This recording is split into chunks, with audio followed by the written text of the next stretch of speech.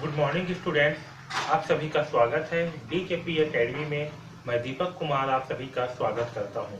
आज के इस वीडियो में हम प्रश्नावली 6.3 के सारे प्रश्नों को एक एक करके हल करेंगे। तो चलिए स्टार्ट करते हैं। देखिए, सबसे पहला प्रश्न क्या है। दिए गए आलेख में अंतराल की ढाल या प्रवणता ज्ञात कीजिए। ठीक है, यहाँ पास आलेख में हमें कुछ कुछ बिंदुएं दी गई है, इसकी हमें प्रवणता या ढाल ज्ञात करनी है। ओके, तो देखिए मैं इसमें जो है सारे बिंदुओं को एक एक करके लिख ले रहा हूँ, उसके बाद जो है आगे हल करेंगे। ठीक है, इसमें सबसे पहला ढाल क्या है हमारा, ए और बी। ओके, इसमें बिंदु ए क्या दिया हुआ है, तो बिंदु ए दिया है 1 और 5, बिंदु बी दिया है 3 और 7। ठीक है, तो हम जो है सबसे पहले इसकी ढाल या प्रवणता ज्ञात करते हैं। ओके, तो देखिए ढाल या प्रवणता का सूत्र क्या होता है, तो इसका सूत्र होता है y2 माइनस y1 बटे x2 माइनस x1। ठीक है, अब देखिए यहाँ पर हमें बिंदु ए क्या दिया है, बिंदु ए दिया है 1 और 5।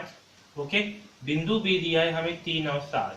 ठीक है, तो बिंदु ए से x1 का मान क्या होगा, x1 का मान होगा 1 और y1 का मान होगा 5।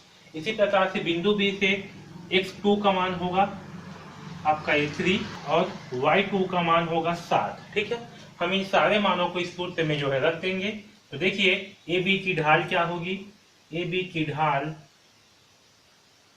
बराबर क्या होती है y2 माइनस y1। y2 का मान क्या है 7, तो होगा 7 माइनस y1 यानी कि 5 बटे x2 का मान है 3 माइनस x1 का मान है 1। ओके, तो क्या होगा 7 माइनस 5 बटे 3 माइनस 1, तो हमें क्या प्राप्त होगा, 7 में से घटाएंगे 5 तो हमें मिलेगा 2 और 3 में से घटाएंगे 1 तो भी हमें मिलेगा 2। तो 2 से 2 हो गया कैंसल, मतलब क्या मिलेगा 2 एकम 2 और 2 एकम 2, तो हमें 1 प्राप्त होगी। यानी कि ए बी की ढाल क्या होगी, तो ए बी की ढाल हो गया, ए बी की ढाल बराबर 1 होगी। ओके, यानी कि ए बी की प्रवणता क्या होगी, तो ए बी की प्रवणता 1 इकाई होगी। ओके,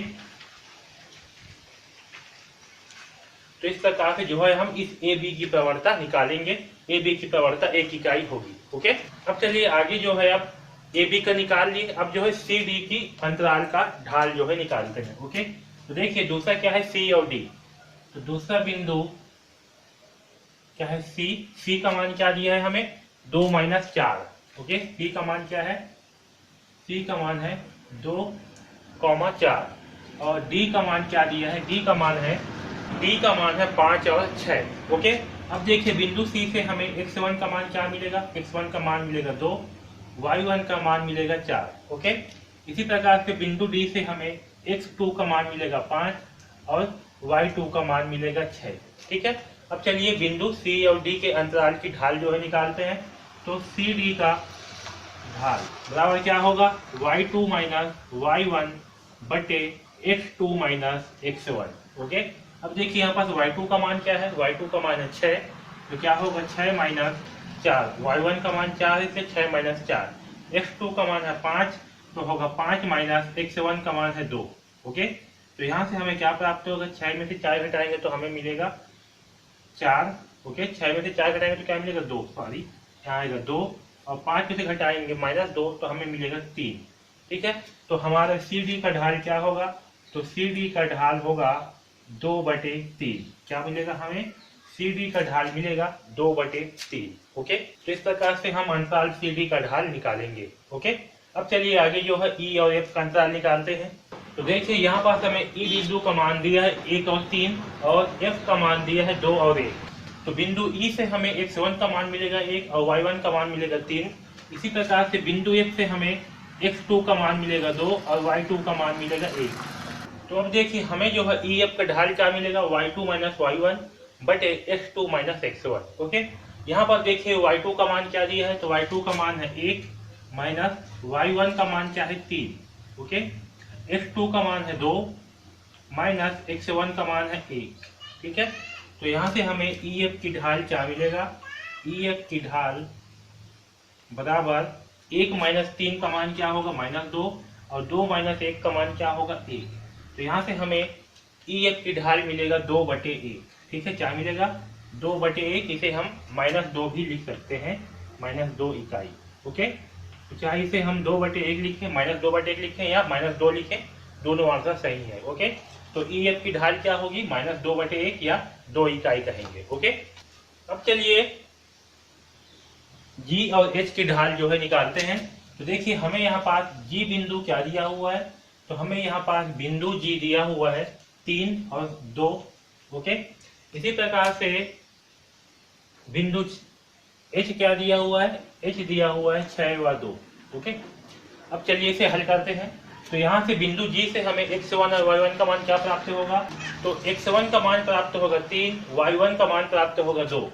ओके, इसी प्रकार से x2 से h बिंदु से हमें क्या मिलेगा, x2 का मान क्या होगा 6 और y2 का मान क्या होगा, तो y2 का मान होगा 2। ओके, तो देखिए अंतराल GH का ढाल या प्रवणता कहें, इसका फार्मूला क्या होगा, y2 माइनस y1 बटे x2 माइनस x1। तो यहाँ पास y2 का मान क्या दिया है, y2 का मान दिया है 2 माइनस y1 का मान भी क्या दिया है 2 बटे x2 का मान क्या है 6 माइनस x1 का मान क्या है 3। ओके, तो यहाँ से हमें क्या मिलेगा, 2 में से 2 घटाएंगे तो मिलेगा 0, 6 में से 3 घटाएंगे तो मिलेगा 3 और 0 बटे 3 का मान क्या होगा, 0 होगा। ओके, तो अंतराल GH का प्रवणता क्या होगी, तो अंतराल GH की प्रवणता 0 इकाई होगी।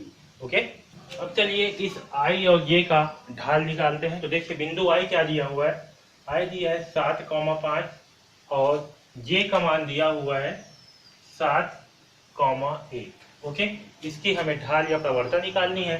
तो I बिंदु से हमें x1 का मान मिलेगा 7 और y1 का मान मिलेगा 5। ओके, J बिंदु से हमें x2 का मान मिलेगा 7 और y2 का मान मिलेगा 1। ठीक है, अब देखिए बिंदु अंतराल बोलेंगे, अंतराल I व J की ढाल क्या होगी, I J की ढाल या प्रवणता बराबर y2 माइनस y1 बटे x2 माइनस x1। तो देखिए यहाँ से y2 माइनस y1, y2 का मान क्या है 1 और y1 का मान क्या है 5, तो होगा बटे 5। x2 का मान क्या है 7 माइनस x1 का मान क्या है, x1 का मान है 7। ओके, अब यहाँ देखिए 1 माइनस 5 करने पर हमें क्या मिलेगा, -4 बटे 7 माइनस 7 करने पर क्या मिलेगा, 0। ओके, और किसी भी संख्या को 0 से भाग नहीं दिया जा सकता, यानी कि क्या होगा, अपरिभाषित होगा। यानी कि अंतराल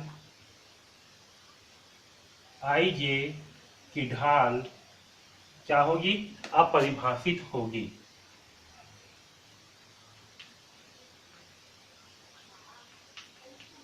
ठीक है, तो IJ की ढाल क्या होगी, अपरिभाषित होगी। तो इस प्रकार से जो है हम, अगर हमें कोई अंतराल दिया गया है तो उसकी हम ढाल निकालेंगे। ओके, तो इस प्रकार से जो है प्रश्न क्रमांक 1 को हल करेंगे। ठीक है।